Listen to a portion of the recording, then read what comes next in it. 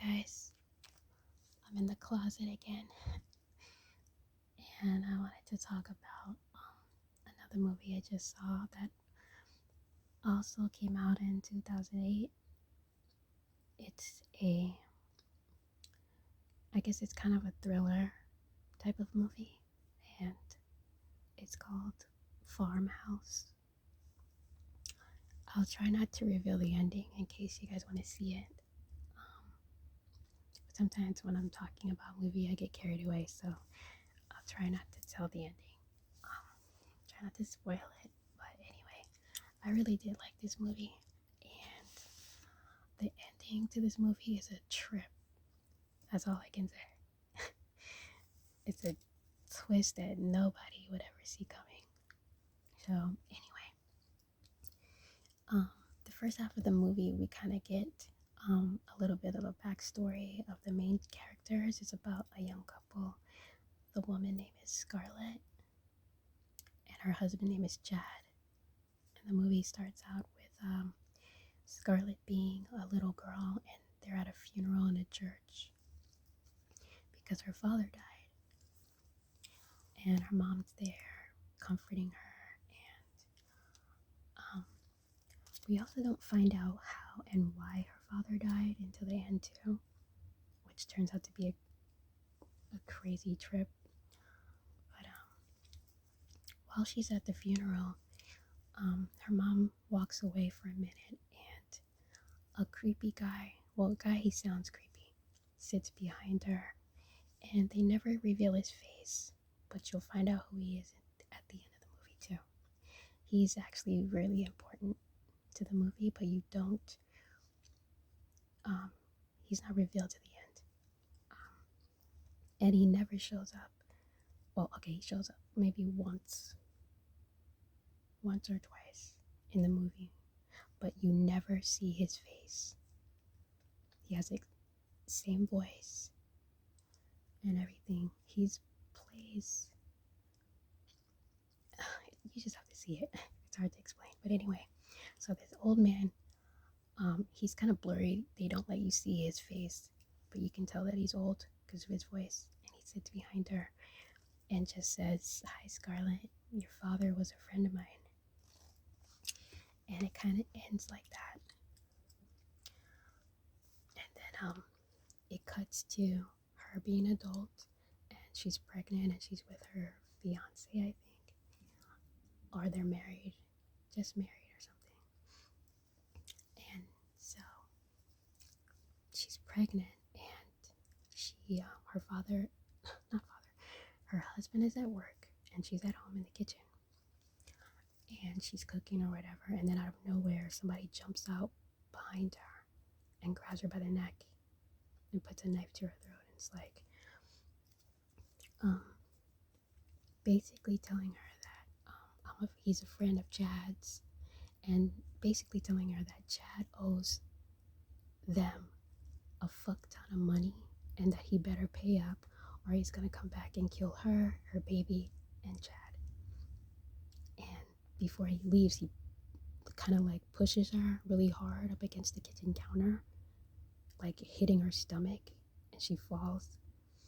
And I think her water breaks or something like that, or I don't know. It made a really gross sound. I just assumed that's what happened, but I don't think so. Because when her husband comes home, she's like pissed off and scared and just traumatized. And it's like, who is, a man came into our home. He knew my name, and he told me to tell you to pay up. What the hell is going on? And then the husband ends up like admitting that he made a lot of bets with some people that he thought were gonna pay off, and they didn't. And now he owes them like a lot of money, but he lies to her and says that it's $25,000. And so, I mean, even that much is a lot for them, so they didn't have the money, and they had to figure out how they were going to pay for it. And so the movie ends up cutting to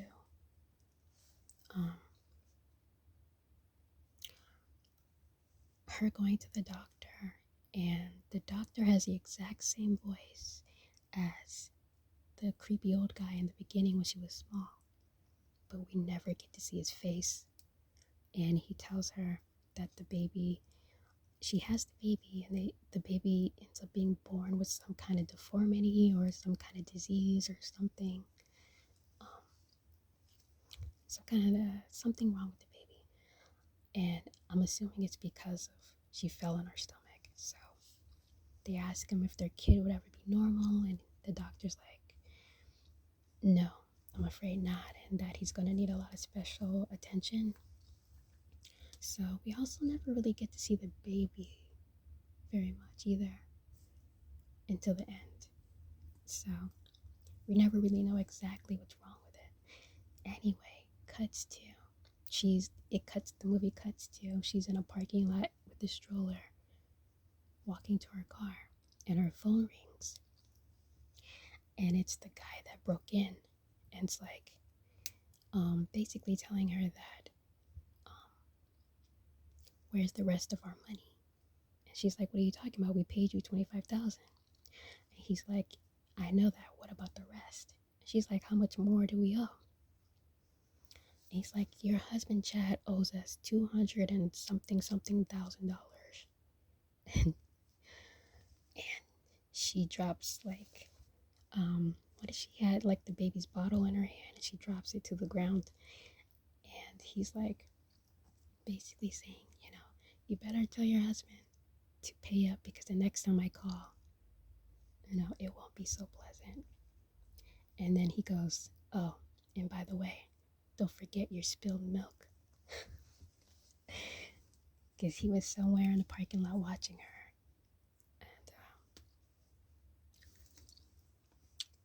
And the movie also cut to the baby is gone. We don't see what happened, but somehow they paid off these people because they're starting to move away. They're packing their stuff and they're moving away, and they seem happier. But the kid's gone. The baby's gone. We never figure out where the kid is or what happened till the end. So they're packing up, and they're about to drive to Wisconsin or something. So they drive until they're driving until they get to this like farm country area where there's no other houses around, really, just farms. And they've been driving for hours, and the husband ends up falling asleep at the wheel, and they hit a telephone pole. They get in a big accident, and somehow the car's fucked up. They can't drive it, but they're both fine. They get out of the car, and it's like no scratch on them whatsoever. So I'm like, okay. And so they're like, what are we gonna do now? I told you to stop. They're like stranded in the middle of nowhere until they see like a house in the distance, a farmhouse. And they end up walking up there to meet this couple that has to use their phone. And this couple seems really super nice. But their names are the lady's name Lilith, and the husband, his name is Samael. So red flag right there. But whatever. They invite them in, and they attempt to call for help with their phone, but their phones don't work because they hit the telephone box pole thingy. And they're like, well, you can stay here. And at first they're like, no, but they eventually agree. Cut to they eat together, blah blah blah. They're friendly. Cut to the couple ends up sleeping in separate bedrooms. And in the middle of the night, Scarlett is sleeping and she feels someone watching her. Oh, I forgot to say, they also live with a boy that works for them, and he's this young boy who's deaf. His name is like Alao or something like that, and he's deaf, and they allow him to like live there with them and work for them. But they start to see that the couple is kind of weird because like the husband is always low-key making fun of him for being deaf. Sometimes he'll like say something that's really fucked up to someone, you know, because he's deaf. And sometimes the wife will low-key like flirt with Scarlett's husband when she's not around, and you just start to realize that this couple is not okay. um anyway, so um cut to Scarlett is sleeping in one bedroom because they only have twin beds, and her husband is sleeping in the other bedroom, her husband Chad. And in the middle of the night, Scarlett feels someone watching her, and when she opens her eyes, it's Samael, the man. And he grabs her by the mouth and snatches her away. And then cut to he goes to Chad's bedroom and knocks on his door, and when Chad opens it, he bashes him over the head with something to knock him out. And then it cuts to Chad being tied up to a chair in like a basement or cellar, some kind of a hidden place. I think it's like a basement or something. And then you see Scarlett on this like some weird kind of apparatus hanging upside down, tied up to this thing that if you pull the lever down, it pulls her up, and if you pull the lever up, it pulls her down, like it points downward. And so when they both wake up, they're screaming, but they're gagged, and then the couple just straight up turns evil, and they end up torturing them.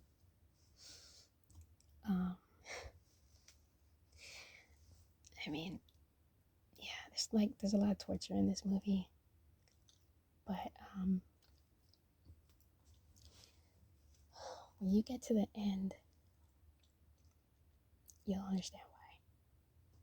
So I'm not gonna describe everything they did because this video is already long, but let's just say at some point they end up escaping because the deaf kid that lives with them helped them escape. They run off together, but even when they escape, somehow the deaf guy gets killed by the husband of the other guy, of Samael. And so Scarlett and Chad end up getting in their car, driving away. So they're driving. And Scarlett's like, why is this happening to us? I thought you paid those people.